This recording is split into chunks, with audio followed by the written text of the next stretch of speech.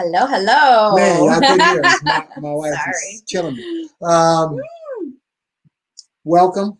We are back. Blasian Soul Podcast, once again in effect.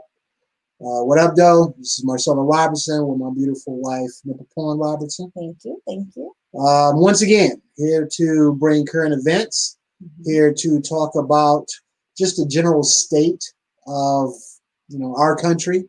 The reason why we started this is that people that we know, friends we know, people that we don't know on social media, everybody just seemed like they had a genuine hatred for the Black community and for the Asian community because of everything that's going on in the world. They blamed Asians for the pandemic. They blamed Black people for the unrest in the streets. So we thought, you know what, we would step out, kind of put it on the line and give a different take to our cultures. It's not that we are just about Black folks or just about Asians, but we love everybody. Yeah, but it was told to us that, for Black people example, a friend of ours told us that, the problem with Black people is they don't have any role models, which, I took offense to. So my thought process was, we'll show you role models and community leaders, not just athletes, not just famous people, or people right in your own community that can be considered role models. Behind the scenes. Yeah, so that's the reason for the podcast. We're here to educate, bring knowledge, and have a little fun in the process. Welcome.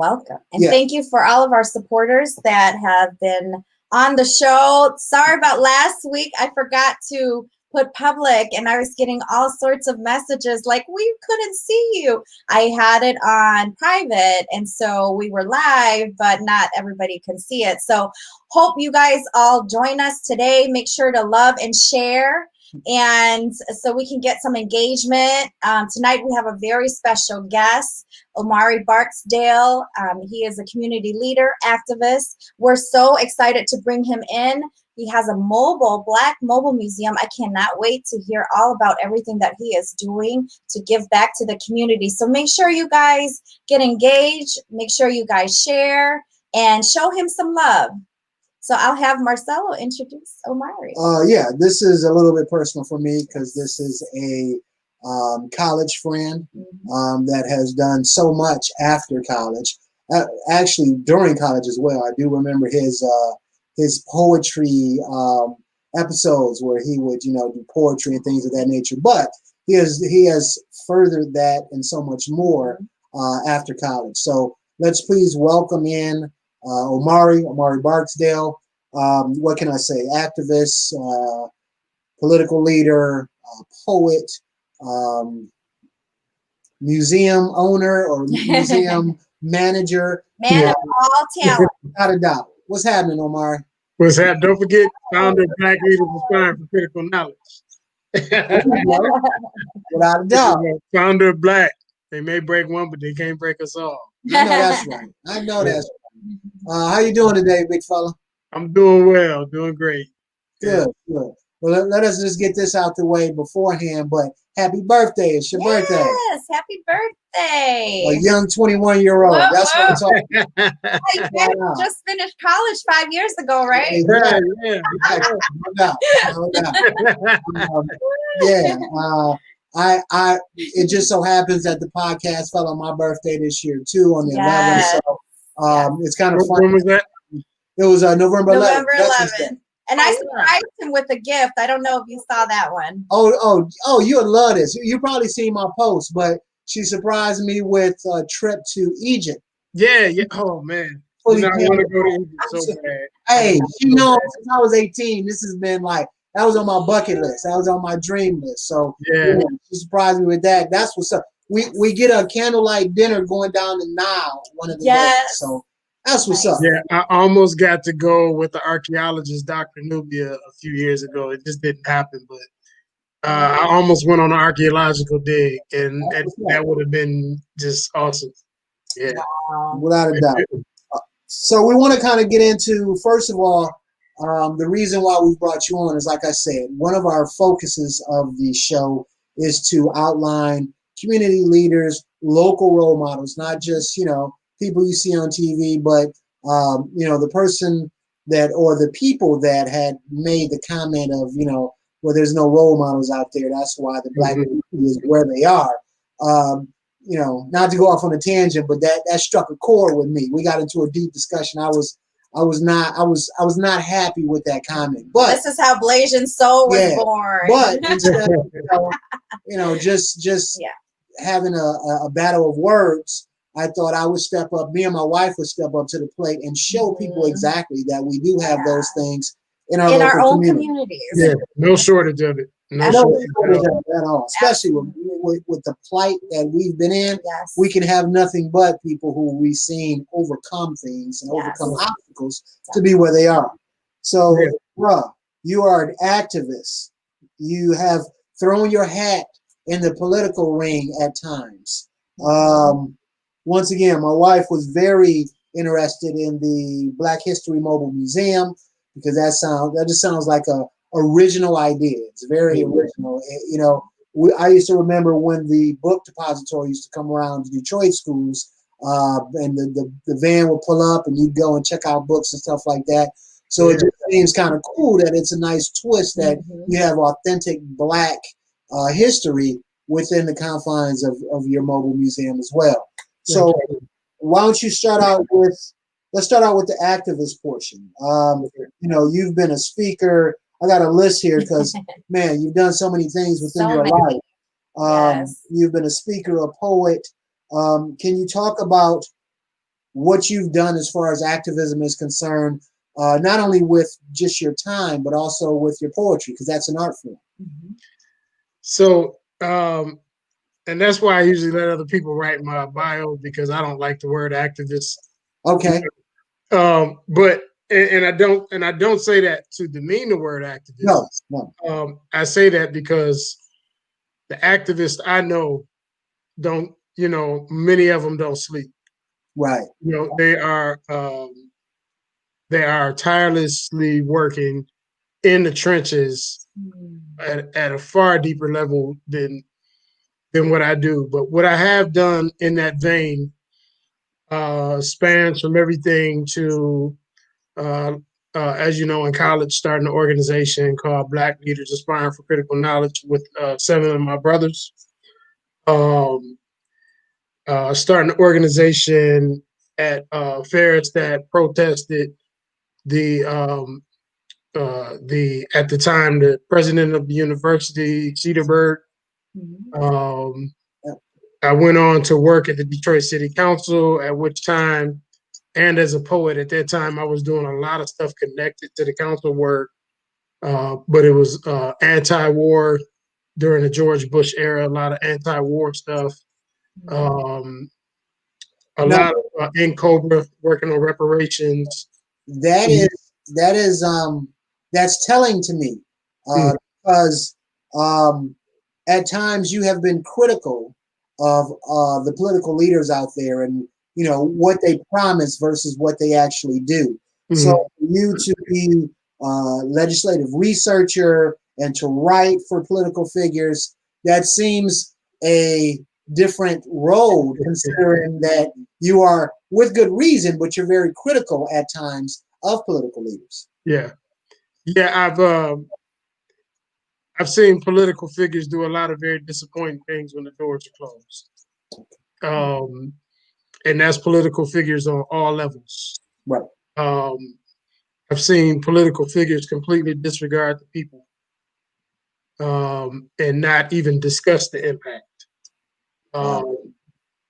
I've literally seen political figures throw other colleagues under the bus to try to redirect from their own indictments or their own issues. And keep in mind, I was a legislative assistant for the city council at the time where Kwame Kilpatrick was the mayor. That says a lot right there. But we got I also was part of teams that got a lot done. Like I helped write the first texting and driving legislation. which was really, really important to me. And I don't know that it solved the problem, but I think it did curb it a little bit. Okay. So been out here doing a lot of work in deconstructing patriarchal culture. That's really where I am right now. Between that and criminal justice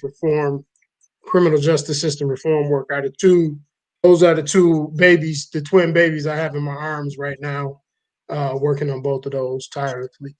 Now, let me ask you, what do you think of course, Biden and Ms. Harris, I believe, have officially been. The GSA is giving them work now. They're giving them I was worried for a minute there that my man was going to be like, you know what, I just can leave and flat out. But what do you think of Kamala being our VP with the track record that she's had with criminal justice? I'm not comfortable. I'm not comfortable with her or Biden. I'm hoping that a friend of mine said we might see a crime bill part 2. I'm hoping that they, what I have is hope. Okay. I voted for them. My organization endorsed them. Michigan Liberation, we worked the phones on their behalf. So I'm hopeful. I'm really hopeful that this has been an opportunity for the two of them, especially for Kamala Harris, to really hear the people, the people's voice and say, let me reverse my trajectory and do more towards bringing more freedoms and a higher quality of life to Black people and other people of color. Well, so that's what I'm hoping. Okay. Now I was very I was surprised at her track record, given that, I mean, her history. I mean, going to a historically Black college, being an AKA. I mean, I remember the AKAs out and giving away food and doing so much community service for the Black community. And then for me to, because I found out about her background when it was revealed that she would be running with Biden. So it was very surprising to me that with her background, she's had such a shady record with criminal justice and the Black community. Yeah, that was huge for me. Now I remember, and this had to be 6-7 months ago, something of that nature. But that I was scared at one time because when you were on Facebook one day, you said, "Hey, the Democrats can't just count on my vote automatically." Now that scared me because, and you posed a question to me then, and I wasn't truthful when I answered it, because when I look back at it now, you asked me, you said, "Well, Marcelo, are you voting for Biden because you agree with his politics or because you scared of another 4 years of Trump?" And my thing, and probably as a man, you got, that alpha male in you. We got it. You know what I'm saying? Ain't nothing I'm scared of unless it's a big way. So, but in retrospect, yes, I was terrified of Trump 4 more years. I felt that it would be a civil war if he was in for another 4 years. So talk to me about the process it took for you to say, you know what, even though I don't totally agree with Biden and Kamala, I'm going to go this way. So my organization that I work for, Michigan Liberation, and then me, aside from them, have all had Biden's folks come to us asking for support. So what we did in turn was demand that that we be that they be accountable to us, and that they take what we say and use it, or we're going to give them hell while they're in office. Right. So my whole point was to not get folks to not be scared, and it wasn't to not get folks to not vote for Biden. It was to get folks to say, Biden doesn't have the best record when it comes to us. So True. how do we make him accountable? This 77-year-old man that may only have one term. You know, how do we make him accountable in these 4 short years? Right. And for me, from the vision I had, the only way was to say, we're going to give you hell while you're in office and make life hard for you if you don't. And I think that can work. The problem is that we don't oftentimes we as Black folks rubber stamp our vote to a Democrat. Right. And don't get me wrong, I damn sure don't want us giving our votes to a Republican. But when we rubber stamp our vote to a Democrat, we don't even think third party-ish or how to hold people accountable and responsible, then we are setting ourselves up for more status quo legislation and actions towards us. Right. Or just a complete disregard of us, right. You know, which would be nothing new. So it was more about me. I wanted to get people revved up and pay less attention to Trump and pay more attention to what you do see in Biden that you think can work and how you can work to be part of a coalition that will hold them accountable.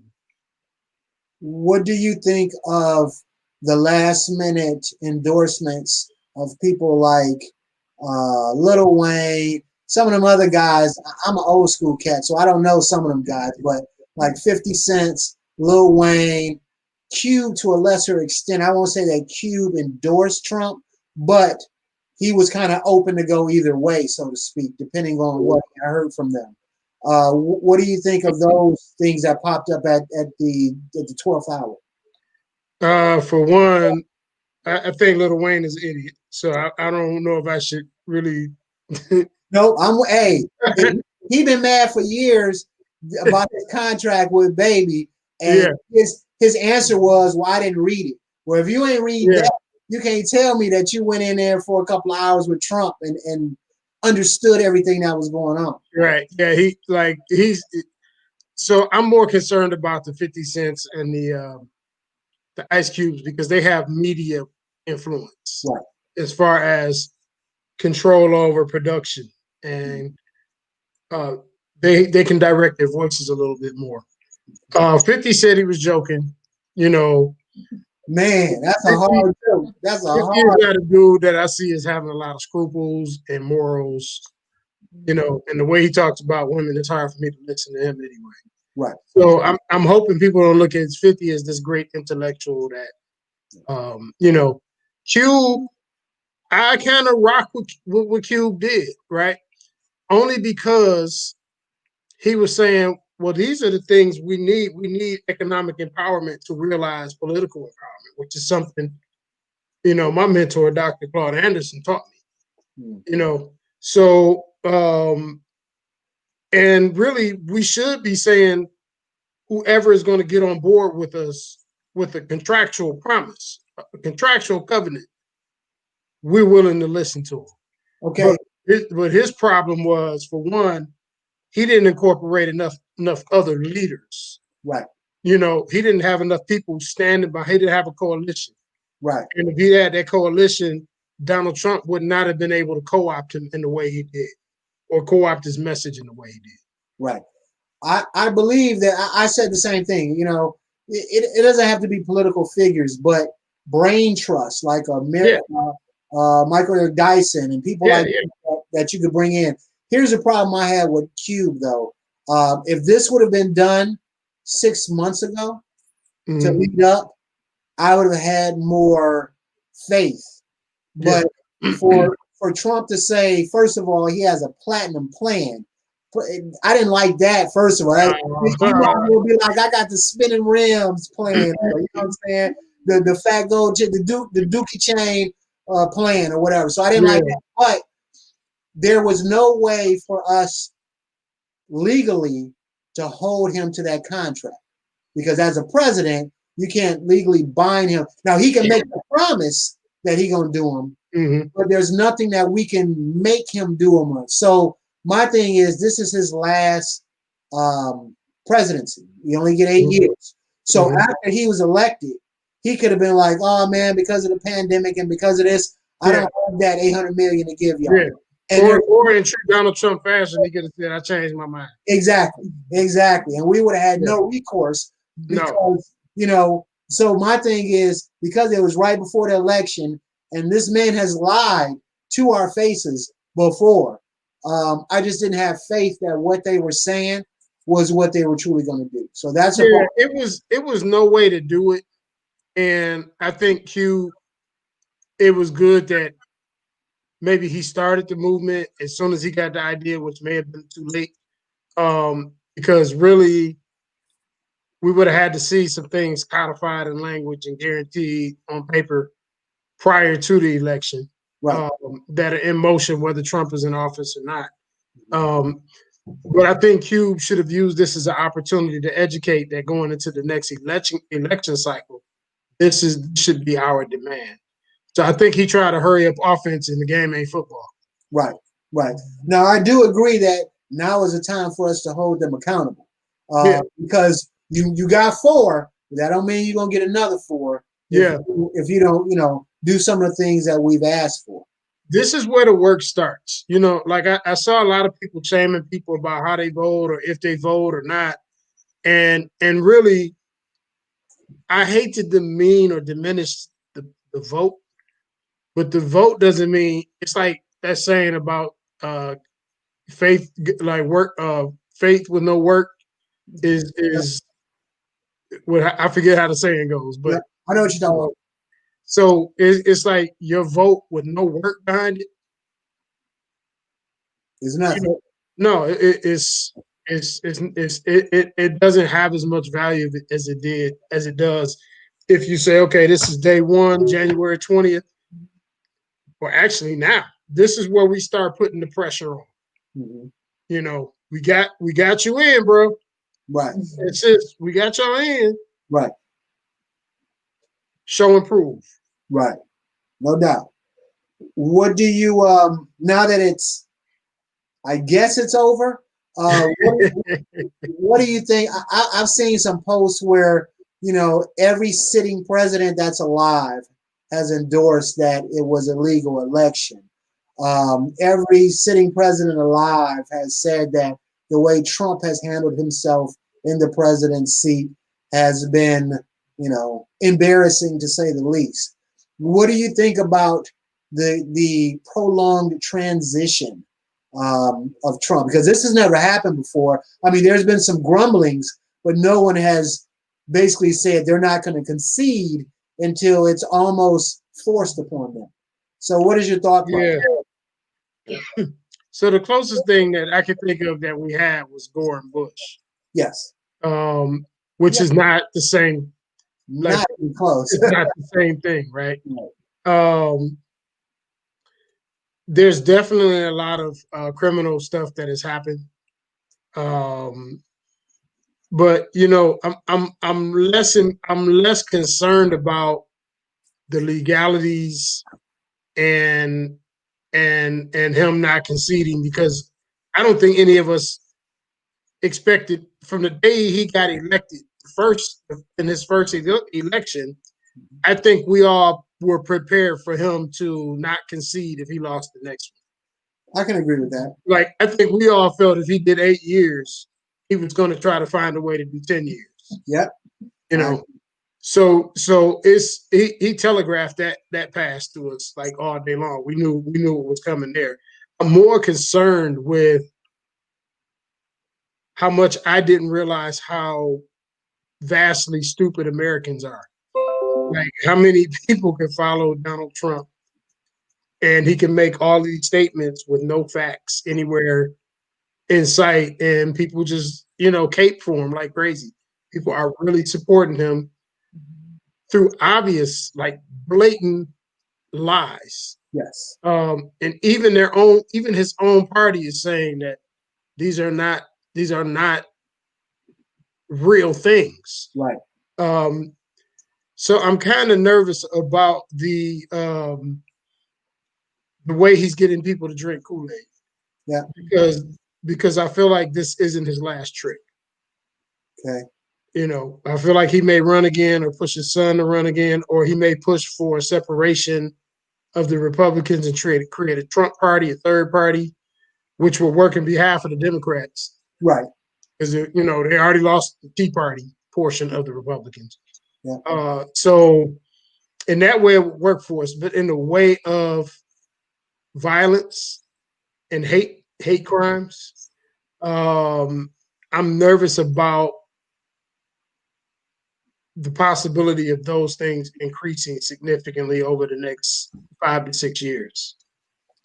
I think that, I mean, to be totally honest, I think that he has, and for lack of a better term, I'll use the word power, but he has the power that if he wanted to get some stuff started in the streets, I believe he has that power to do it. I truly believe that. That's what he does. A lot. He does. He absolutely does. Yeah. When you're, first off, in many religions, you know, overseas throughout the years, the method they use to keep people under control is ignorance. Yes. Right. You keep the people ignorant, and they'll be dependent upon you. Right. So I feel like just what you said. He has these followers that will follow him literally off of a cliff. Literally, probably will follow him off of a cliff. Yeah. I mean, you had some of them injecting Clorox into their veins. Insane. You know, and having people hurting Asian people. Oh yeah, absolutely. And you know, him calling virus. Yeah, him calling this thing the Chinese virus. I call it the Trump virus. Yeah, it's the Trump virus, in my opinion. Right. Because what I was telling people, and believe me, we have some family members that are supporters where they'll send every video, no matter how asinine or unreliable the video is.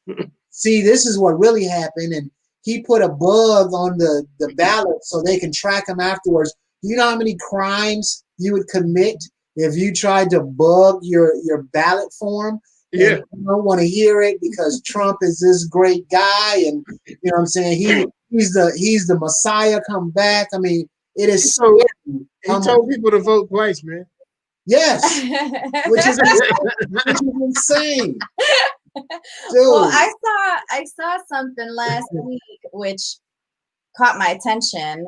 It was one of the Trump supporters posted a video, but they only posted the last part of the video where this gentleman, this Caucasian gentleman, got hit upside the head by one of the Black Lives Matter groups, and it was Trump versus Black Lives Matter. And I researched. I'm like, I want to know what he did to get that pop in the head. And nobody would research. Everyone was just making up their own, accusations. And I researched, come to find out this gentleman, while he was walking away and got popped, prior to that, he was beating other people up, and he was pushing women down. He was pushing all the BLM, punching them and stuff like that. And the video just caught him at a calm stage, walking away, just getting popped upside the head. But they didn't show what he did prior to that. Right. Right. So it can cause a lot of controversy when you don't get the whole picture of the story. I'm in marketing. You give me Photoshop and Adobe Creative Suites, and I can make anything look like anything. So I don't. Exactly. That stuff doesn't bold. You know, one of my biggest concerns before you go to the next point is that as Black, I'll speak as Black people. We had such a Obama can do no wrong mentality that we were almost guilty of some of the same things that the Trumpians are guilty of. And I think that we're hypocritical if we don't take an opportunity to look at that and learn from that, so that we don't carry that forth with Biden. I know Biden isn't a Black president, so it's a different energy. Right. But so that we don't carry that forth, because I think one of the worst things we can do is stand back and do the same kinds of things and then be critical of the next group when they come along and do it. Now, let me say this. Now, when you say that Black folks were in certain aspects like the white folks are to Trump, I agree and disagree. Not to the same degree. Right. Now, at the point of doing no wrong, I can see that. Mm-hmm. And the reason I can see that is the same thing with Kamala, is that she has done some things that I disagree with in the past, but people are coming for her head so hard that it makes me deep down be like, you know what I'm saying, this black sister is educated, she trying to do something, and y'all attacking her so viciously that it's automatic for me to come to her defense, almost in the same way that him being the first black president and all the stuff he went through and your birth certificate and y'all look like monkeys and all this other nonsense, it just deep down, it didn't sit well with me. So I felt I had to champion his cause because he was getting raked across the coals so heavy with him and his family, especially his family. When they started going at Michelle and them, everybody, you could just feel it. Well, so because I was very defensive of Kamala Harris when people started talking about her sleeping around to get to where she was, and like the disrespectful things. Like I'm not gonna sit back and watch people do that to black women. I think you and I both were making posts about that. And, but when I speak about Obama could do no wrong, I'm definitely not comparing him to Trump, right? So I'm not saying like he was lying and people were believing him. You know, I'm strictly saying that there were a lot of black folks that if you told them some of the things Obama did that actually hurt us, they either didn't believe it or they weren't trying to hear it. He didn't deny it. He didn't lie and say he didn't do it. It was like the National Defense Authorization Act. Him signing that is one of the worst things the president has ever done. And it has major implications towards people of color. So, but when I bring it up to black folks, they're like, well, you know, he had to do that to do, and it's like, no, we got to be consistent. Right. You know, we got to be consistent, and we can be critical of somebody we love or somebody we support. Right. In fact, we have to be. What? Here's a good one. Grade from A to F. What would you give? I know what you give Trump's presidency, but what would you give? Can we use a different letter system for Trump? Right. Okay, what's your question? A to F for who? What would you give? What letter grade would you give to Obama's administration? Truthfully. Oh man, that's a tough one. That's why I threw it at you. The first thing that jumped out was a C. Okay. That's because I deeply followed what he did on various layers, and I deeply researched stuff that wasn't commonly shown on the mainstream media channels, and I also followed the media channels from other countries. You know, and I also understand the Gaddafi situation much differently than it was reported. And I also understand how the murder of Gaddafi, how negatively it's impacted the people in that region. But I also know Gaddafi wasn't stopping the African slave trade that was coming through Libya. So I had mixed feelings on that as well. So, yeah, I would say a C. He's an incredible man. Him and his wife are both incredible humans, incredible speakers. I think there are pressures of that job, and especially being a black man in that position, that I can't relate to, that only he knows. So I reserve my C with knowing that. But the first thing that popped in my head was C. And I've heard, and I also, and this is probably selfish in nature, but to a certain degree, I would have liked Obama to have some of the fearlessness that Trump shows, because there are times when Trump will say he's gonna do something, and everybody will be like, "No, you ain't doing that," and he will be like, "Whatever, I'm doing it." And I didn't see that with Obama. Now I understand that, you know, I forgot who it was, but political figures said no matter what he says, I'm shooting it down on principle alone, which should be criminal in itself. But I understand that he went up against a mountain. But I would have liked for him to have that, you know what, I'm gonna do it anyway. And if y'all gonna take it away, y'all gonna have to fight me through the courts. Yeah. Yeah, I wish he would have been a lot more aggressive. In my estimation, he was very passive. And I think he could have found ways to get McConnell to act right in certain situations. But once again, without having been there, you know, I criticize, but with a caveat or a reserve statement on the side, So we got to get to this because if we don't, my wife's gonna get mad at me. I know about the museum, the Black Mobile Museum. But I'm also interested in your Sasha organization dealing with women as well. Okay. So where do we go first? We go with Sasha first. Okay.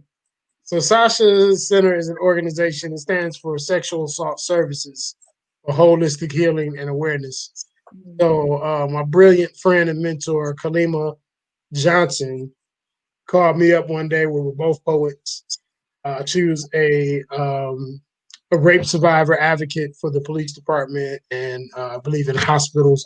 So she called me up one day and said, I have this vision for this organization called Sasha Center. So in 2010, we put it together. And we've been running ever since. The work I do in Sasha Center, the bulk of it is what we call the prevention side. This means that I educate men and boys and other masculine identifying persons on the dynamics of patriarchy, including misogyny, sexism, and gender-based violence.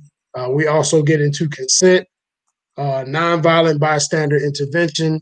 So, and the biggest thing is modeling healthier forms of masculinity and teaching our attendees how to model those forms of masculinity as well, which means putting down a lot of the ego stuff. It means, divesting from violence. Wow. and making and fighting tooth and nail to make the world a fair and safe space for women and girls. That's awesome. Yes, that's but Sasha Center itself unapologetically served African American women survivors of sexual assault. Wow. So we do what we call HIP series. So the women survivors and supporters, women supporters of women survivors, come together and they do group sessions. Okay. So we use everything. We use our cultural understanding. So ancestor reverence. So we might pour libations before a session. Somebody might do a Baptist church prayer. Somebody might, just have a conversation with ancestors or whatever the case may be. So, but the sessions, it's all about doing something cathartic while having discussions. So you might do gardening one week because getting your hands in the soil is cathartic. They might do hula hooping because body movement is cathartic. They might write poetry because it's a cathartic expression. So each week there's something different that's done in the women's group, in the healing circles. Now, with that background, let me ask you, what do you feel about the state of, and I'm mixed on this topic, but rap music. Rap music right now is very misogynistic, but it has been like that for quite some time. Now, not all of it. There are rhyme singers out there. There's a Tribe Called Quest. There's the Talibs. There are all these guys who are more into the true art form of rap. But there's crowd guys out there just making money by talking nonsense. What is your thought on that now? And what is your thought on us growing up? I think the difference with us growing up is that there was a balance of absolutely. Yeah, this, for lack of a better term, backpack rap and then gangster rap.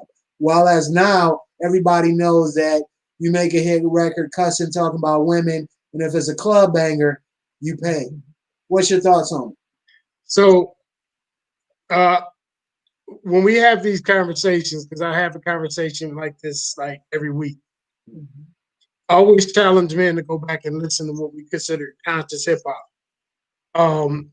Because in groups like Tribe Called Quest, in groups like EPMD, there was a lot of misogyny and sexism in their lyrics, but they didn't present the same way Two Live Crew did.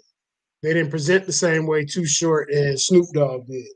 So, but it was more of a subtle sexism, more of a subtle misogyny. So you think Tribe Called Quest and Black Star and cats like that was Poor Righteous Teachers? Not as much Black Star. Black Star had a little bit, right? Okay. Like I know everybody's gonna have a little. We're men. We were brought up in a patriarchal society, right? So Tribe Called Quest was not on the same level of NWA when it comes to that, right? Right. But it was definitely present in the music. Okay. The music informs. Unfortunately, especially in a time right now where young folks aren't having conversations with parents and family members anymore because their faces are in devices, right?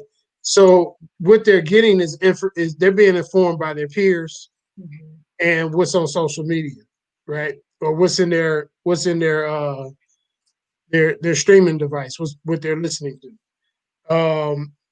So it's a very dangerous point right now because even now, men can be as sexist as you want to be. Nobody even talks about it, has much of a problem with it. The minute Megan Thee Stallion and Cardi B do a song about their own bodies, men are in an uproar. Everybody's in an uproar, but men and women. But men all of a sudden have an issue with objectifying women when women so-called objectify themselves. So, and it's almost like we're mad because they took the power of objectification away from us. So right now in hip hop, what we are still starting to see is a blossoming of women rappers coming out. Right, we're probably seeing more now than we have in a long time. One of my dear friends just did a song. It's a video. I'll send it to you. With Buggy Fresh, Busta Rhymes, and Black Thought. It's a brilliant song. Wow. It's a powerful song.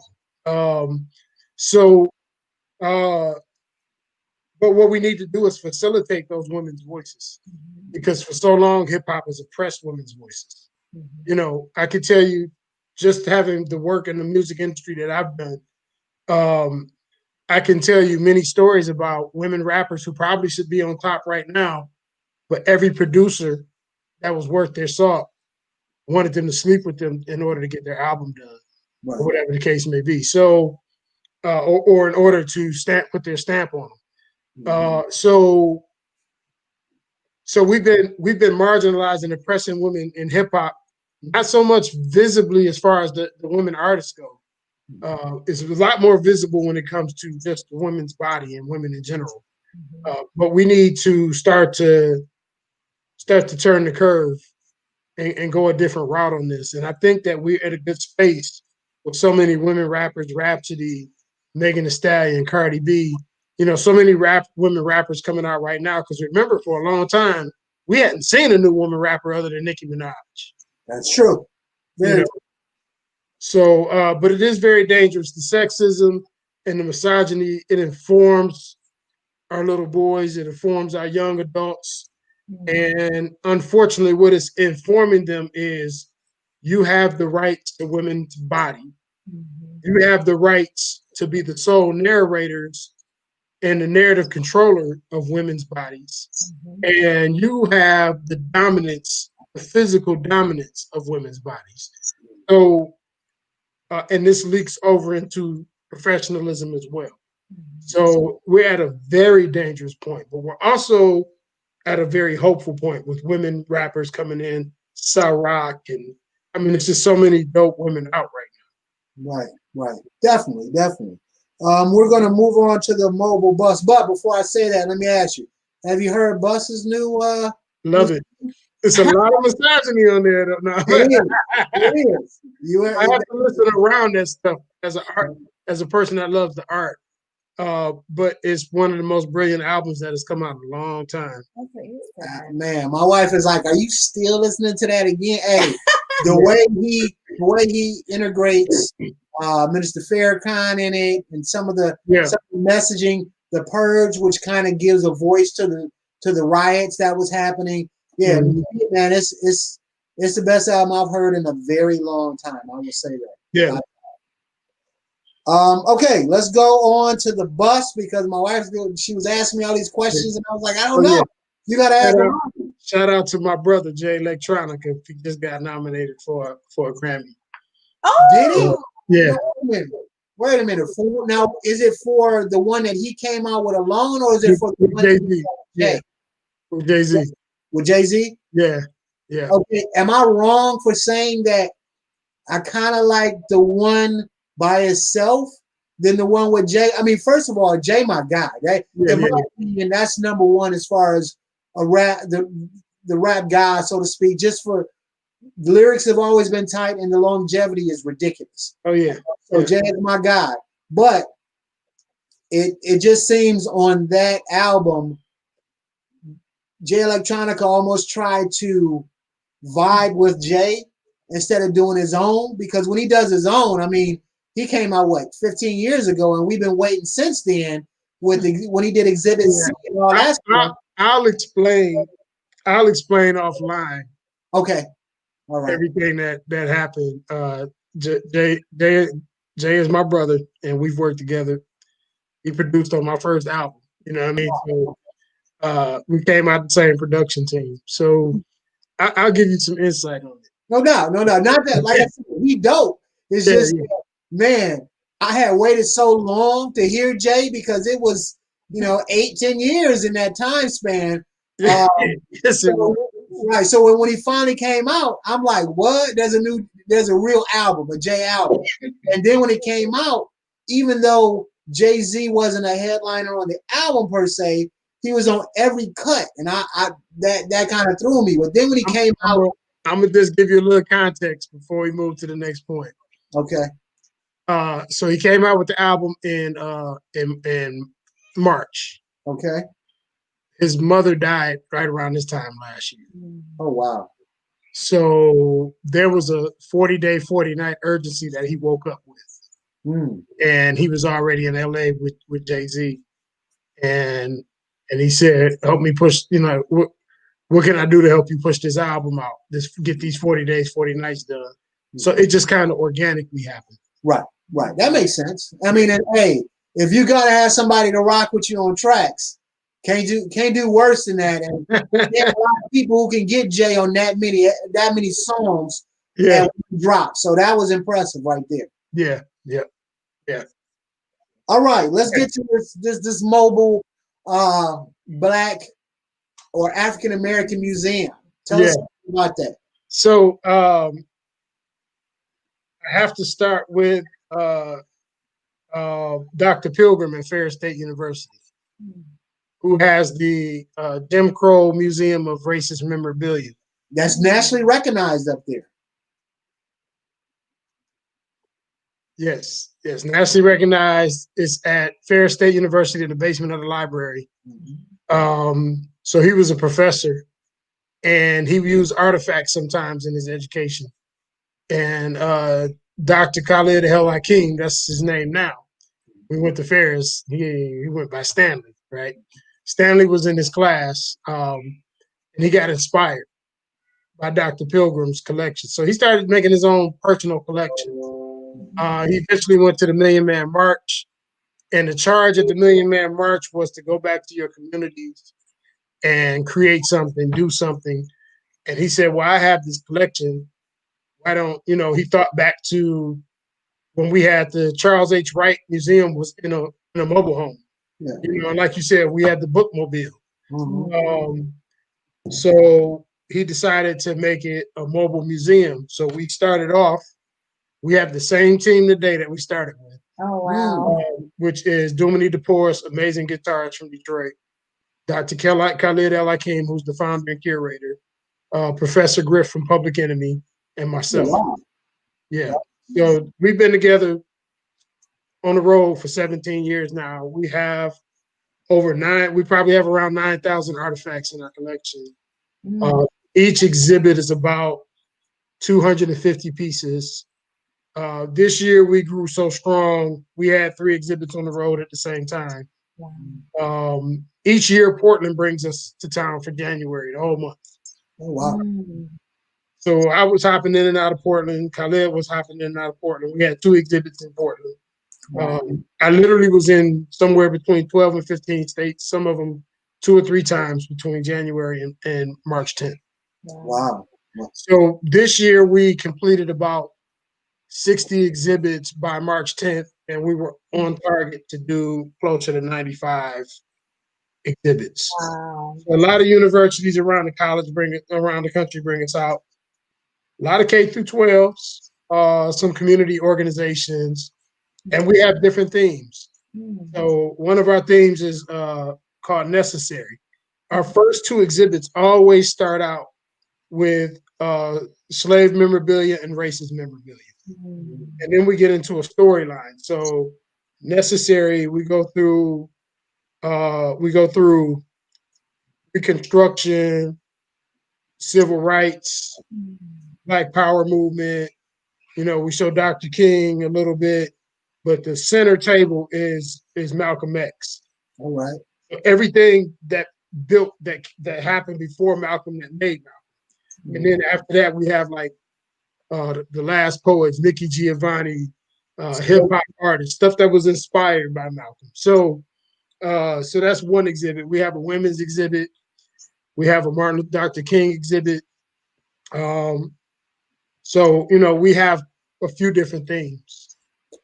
Now that is very impressive because, first of all, Professor Griff in you guys' brotherhood, that speaks volumes as far as your legitimacy with your organization, because it's just recently, maybe a few months ago, that I know Professor Griff from Public Enemy, from being the leader of the S1Ws, but he did a interview with Nick Cannon. No, I seen that one. I did, and that got ain't that the one that got Nick into trouble? Is that got Nick into trouble? Nick man. I seen that one, and I seen the one on Vlad TV. So I didn't know that he was a platinum artist. Many times over after Public Enemy, and he's written books that have been bestsellers, and I didn't know why he was writing those books. Well, wow. I knew none of that. I didn't know that he worked on some of those books in my home. Man, I didn't know he had such a prosperous, I guess, campaign past Public Enemy. So that is amazing to me. That's pretty cool. Yeah. And now he's married to Soleil, who's an amazing artist, amazing human. If you remember Soleil, she's a hip hop. I was about to ask you, saying Soleil from back in the day.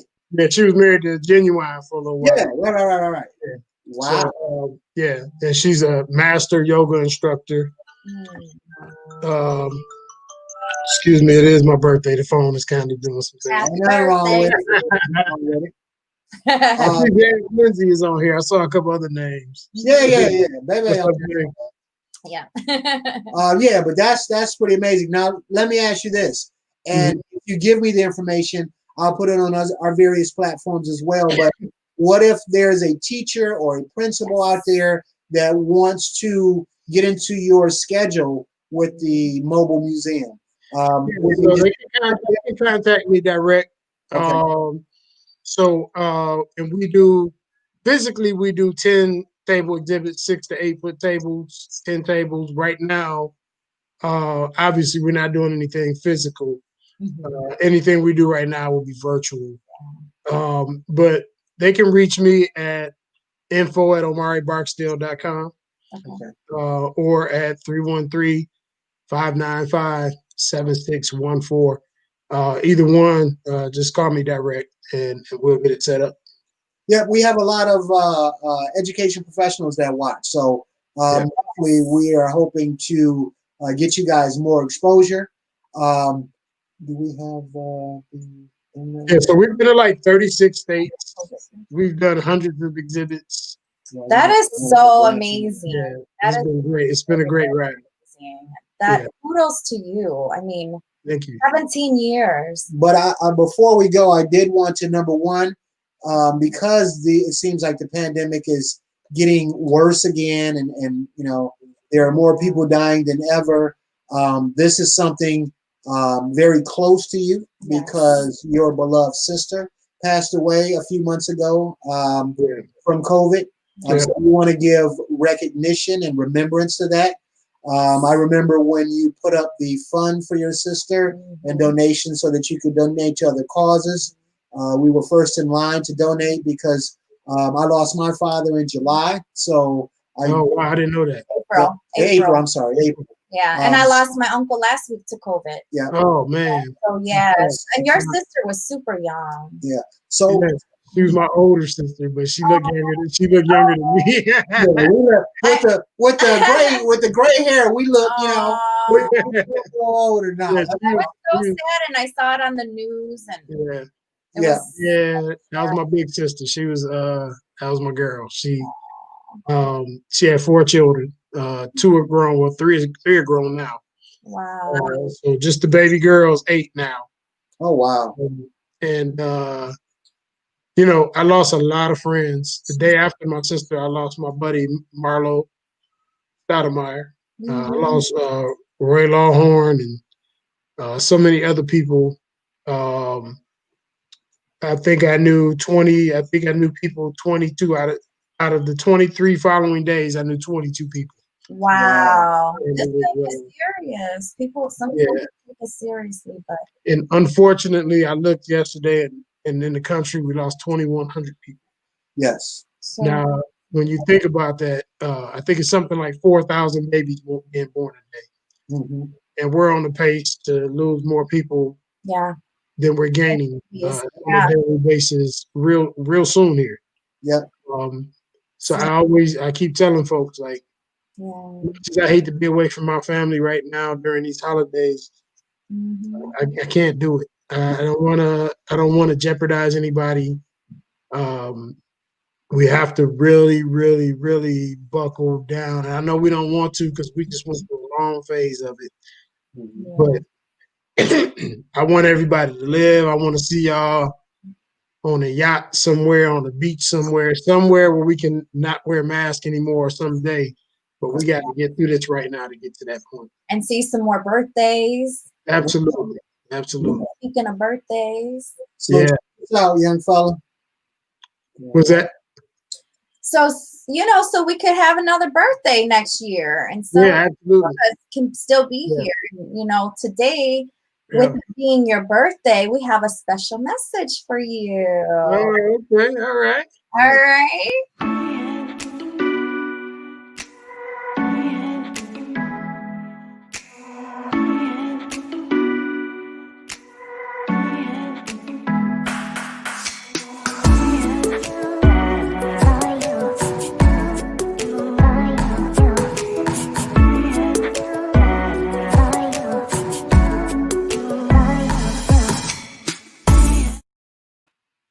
We heard you missed playing violin. I told my wife, I said, you know what? He might be joking with his post about he wanna play the violin. Not at all.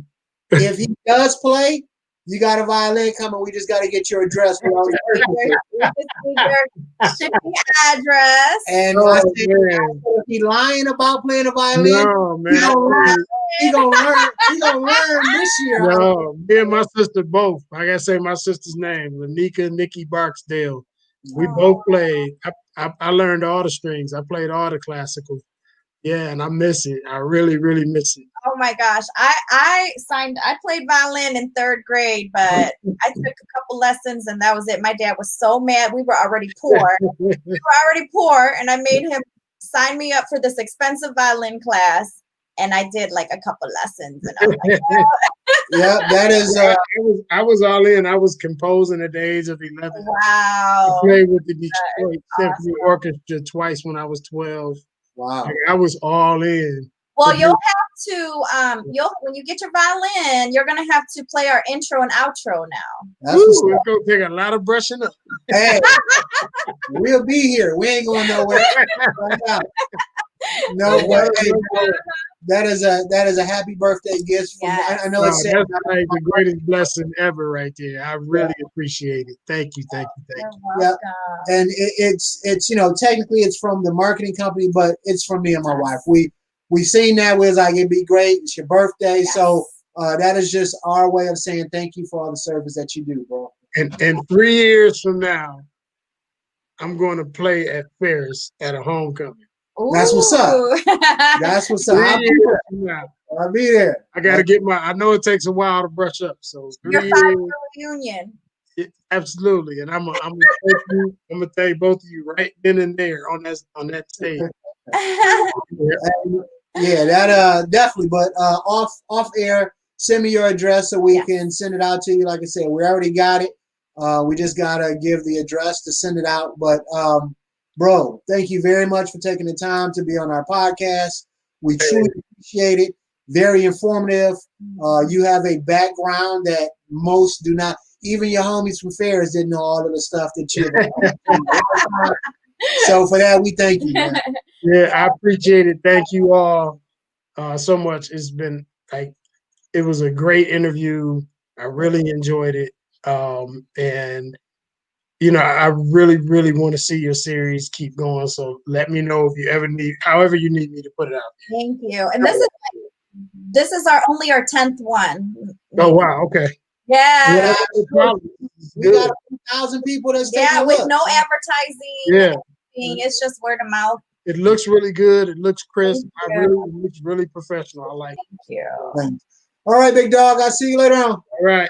Thank you again. Bye-bye. All right. Once again, very good show. I've known this man for quite some time, and I didn't know that he was rubbing elbows with Jay Electronica and Professor Griff and all the things that he's done in his lifetime. So that's another aspect of it, is that we get to know more about people that we thought we knew about.